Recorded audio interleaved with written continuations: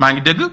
am benn député bu fi nekk boo xamante ni nee na moom jeeg la dafay sëy ak Ousmane Sonko ndax benn yoon lay sëy te moom sëy na si moom ma koy ñaawlu kàddu yooyu mais nag ku mën a jur sab taaw bàyyi Sëñ Tuubaa bàyyi Mohamed bàyyi sa bàyyi tudd ko Ousmane Sonko boo dee sëy ak Ousmane Sonko yow la concerné loolu moo lay wax ne buñ ko falee mu dem assemblée bu demee day jël Touba jël boppam jébbal ko Ousmane Sonko di waxal waa Touba loolu moom maa ngi leen ko seede pour que ñi xamante ñoo war a wati liste boobu noonu bu ñu woteelee kooku mu delluwaat foofu bu demee du waxal Touba parce que ku mën a jébbal su bopp Ousmane Sonko man koo tudde doom bàyyi fi Sëñ Touba bàyyi fi yonante bi bàyyi fi Serigne Fallou bàyyi fi Sëñ Muntaxa jël sab taaw tudd ko Ousmane Sonko ëllëgi si biir boo demee assemblée doo teewal Touba Ousmane Sonko ngay teewal parce que nag taw moo gën a forcé lépp loo xamante ni moom lañ gis yaakaar naa loolu bokk na si li tax nit ñi war a bàyyi xel ñi nga xam ne dégg naa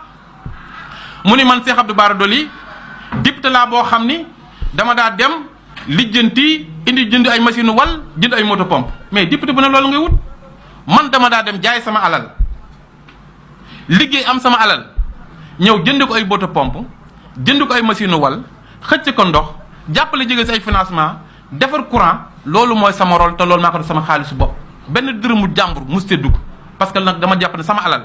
Sëñ Tuubaa laa ko jox nit ki boo ko joxee sa alal jox ko sa jëmm amutoo lenn looy réservé ci si nga xamante mooy sama moomeel loolu xëy na dafa waroon ni kat ki def loolu ñu ngi koy félicité mais di ko wax pour kii jabani da ngay may jabulise wala da ngay yàq lu mel noonu nan ko at nee na dégg naa mu ni danañ dem retraite loolu mooy seen mébét loolu lañ bëgg retraite nag buñ ko dee dem ci retraite si kan mu Sëñ Tuubaa jaral nañu ko mais xam naa population bu Touba pour que fii ak dimanche ñu jël seen responsabilité xoolaat seen bopp muy ndaw ñi jigéen ñi ak mag ñi yaakaar naa ni ku leen ndax benn yoon ndax leen ñaar yoon boo leen bëggee ndax ñett yoon danañ jël seen responsabilité loolu moo tax que